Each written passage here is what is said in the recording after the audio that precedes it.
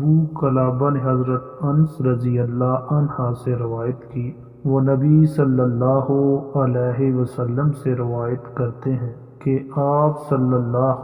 علیہ وسلم نے فرمایا، جس شخص میں 3 باتیں پائی جائیں گی وہ ان کے ذریعے سے ایمان کی حلاوت پا لے گا۔ نمبر 1، جسے اللہ اور اس کا رسول باقی ہر کسی سے بڑھ کر محبوب ہو۔ دوسری یہ، جس کسی سے بھی محبت کرے اللہ ہی کے لیے کرے۔ اور تیسری یہ کہ اللہ نے جب اسے کفر سے بچا لیا ہے تو دوبارہ کفر کی طرف پلٹنے سے وہ اس طرح نفرت کرے جیسی اس بات سے نفرت کرتا ہے کہ اسے آگ میں ڈال دیا جائے۔ حضرت عباس بن عبد المطلب رضی اللہ عنہ بیان کرتے ہیں، انہوں نے رسول اللہ صلی اللہ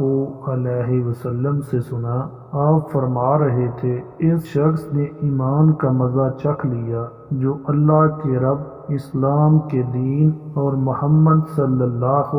علیہ وسلم کے رسول ہونے پر دل سے راضی ہو گیا۔